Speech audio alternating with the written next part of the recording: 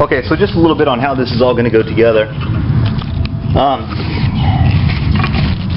In the clutch kit, you got a new throwout bearing, and that's your throwout bearing. And then this is your clutch fork. Hit the clutch, that's going to actuate that. And then this just goes on right there. I just need 2 hands to get this real quick. Hammer down. Push this little spring clip in a little bit. There we go. So all I did was I pushed in right there, and I pushed in right there a little bit just to get it started. And it's real simple though. It just slides on right like that. Alright, so that's going to go wherever it needs to go. Alright, and then this, when everything's assembled, is going to look like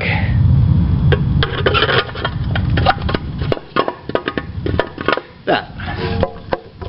Alright, so there's your bell housing, there's your clutch fork, your foot hits the clutch pedal, and that moves your throwout bearing back and forth. When your throwout bearing goes forward, it's going to hit these guys, these fingers in your pressure plate, and that is going to release the pressure that is on your clutch disc. Because the clutch disc is what's actually splined onto your input shaft. And it's the only thing splined onto your input shaft.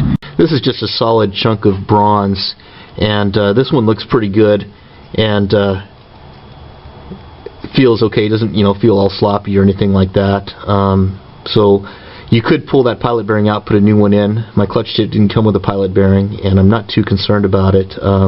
But if you do want to remove that pilot bearing, you can get a pilot bearing removal tool from AutoZone, which is a slide hammer set up with claws, jaws or whatever that fit inside there. Hook behind it and pull it out with a slide hammer. Some people just get, like a pipe or something solid, and pack it with grease, and then jam that, whatever cylinder in there, and then hit it with a hammer, and then the grease has nowhere to escape except from, out from behind the pilot bearing, so the grease pushes the pilot bearing out in order to escape. So you can do it that way as well. I've always used a slide hammer to pull that out. But again, this one looks good, so I'm just gonna, lube it up. I already lubed it up a little bit, but with just some general purpose or wheel bearing grease will work to lubricate your pilot bearing. And like so. Alright, so transmission first, then bell housing hanging on transmission, then flywheel, then clutch disc and pressure plate assembly. I never dropped the back of my motor. If you want an easy way just to drop your transmission and you're leaving your bell housing and your clutch and all that alone, you just want to drop the transmission because you got transmission problems, then loosen up your motor mounts and remove your fan, and you can just let the back of your motor drop way down low. Of course, you got issues with things like that. Anyway, but if you drop the back of your motor low, or if you move your engine forward a little bit, it's a lot easier to get the transmission out. What I did was I got my transmission out, obviously, without dropping the back of the engine at all. My fan's still on there, the motor mounts didn't touch them. I didn't even touch the battery. The positive and negative cable is still hooked up to the battery because I never removed the starter. So, you'll notice I've got the transmission back up, tucked in the transmission tunnel as far as I can get it over this cross member, because you can't remove this cross member, and transmission's on this jack and it's wedged back there as far as I can get it, and I got the bell housing just kind of sitting on the shaft. I had to kind of put them both up together at the same time. A little bit tricky, a little bit of a puzzle, but with the jack doing all the heavy lifting, it wasn't a struggle. But got the bell housing up there where it needs to be eventually. It's kind of in position for later. The transmission's in position for later. Need those in place because once I put the flywheel on there, there's no longer enough clearance to fit those guys in. So here's the back of the engine with no flywheel. Let's see. Get this light under here a bit better.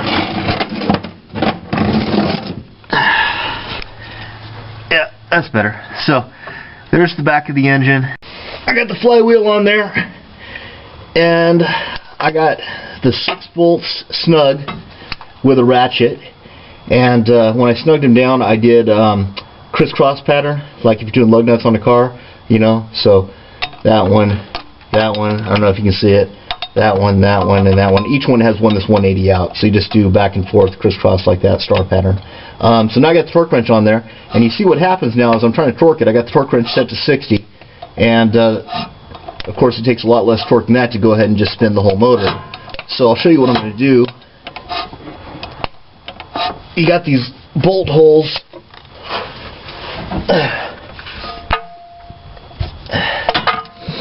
And what I'm going to do is I'm going to keep turning the flywheel just a little bit more.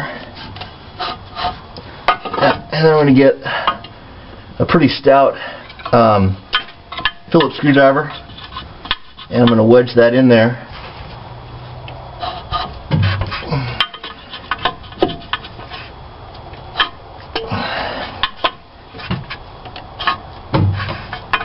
There we go. Alright. And now the engine can't spin, so we'll go ahead and torque these. 60. Here's the new clutch disc, and you see right there it says flywheel side, so that's easy. We'll put that side towards the flywheel. We had to put the pressure plate and the clutch disc up there together, so right now the clutch disc isn't aligned, but it's close.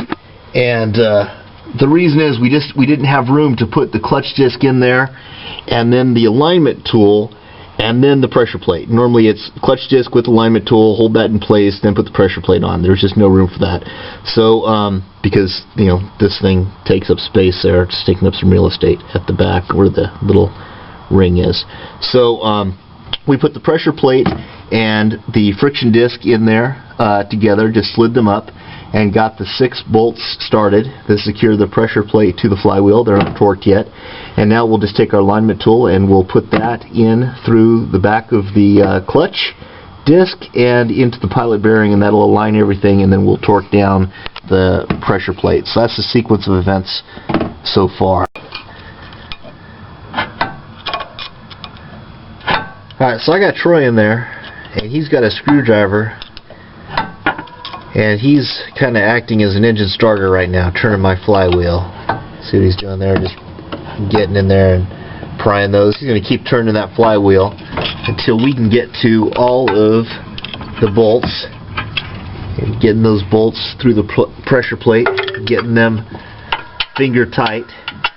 And these are shoulder bolts to align everything, because there's no dowels to align this pressure plate. Some engines have dowels in the flywheel to align the pressure plate. This doesn't. So we'll kind of run these down in crisscross fashion to get them tight, which will be a little bit time consuming because we can't really get the ones at the top just because everything's jammed up here and it's just such a tight fit for everything. But yeah, so slow process, but we'll get it. And the main thing is we're installing quality parts. Everything's clean, everything's inspected, so we won't have to just drop this transmission all over again. The pressure plate is up there. You can't see it because on the other side of that bell housing. Pressure plate's up there. The clutch disc is up there. The alignment tool is through the clutch disc into the pilot bearing, and I've got my torque wrench set to 35. I looked up the torque on the pressure plate bolts, and the 6 bolts that secured the pressure plate to the flywheel, 35 foot-pounds of torque. So I'm on one of them right there. With the pressure plate torqued to the flywheel and the clutch disc sandwiched in between, we were able to take the alignment tool out and then push the bell housing forward onto the dowels at the back of the block. And once the bell housing was forward, we just moved the transmission as far aft as we can get it, and that gave us room to get up inside there and put the throwout bearing on. And you can see everything's lined up where the transmission can just stab right through the throwout bearing, which is being held by the clutch fork, and right through the splined clutch disc and right into the pilot bearing. So that's next. It is started into the throwout bearing, and I'm just going to spread some more of this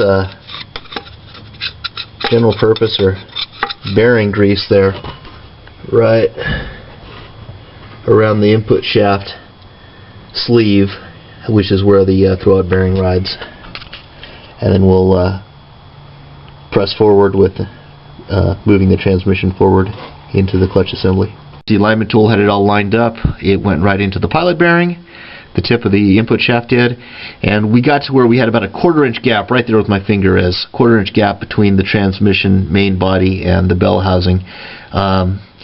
And at that point, we still had it on the jack supporting the weight of the transmission. With a 1/4 inch gap, we just started all 4 of the bolts. The 4 bolts to secure the main body to the bell housing, and slowly tightened down each one, going back and forth, top to bottom, drawing it down evenly, and that drew the final 1/4 inch gap and took the transmission flush with the bell housing. So now we just got to break out the torque wrench and torque them to the best of our ability. Some are kind of hard to get to, but we're going to try to torque everything. Bell housing's already torqued, so we're just about at a stopping point for tonight. I think dinner's ready.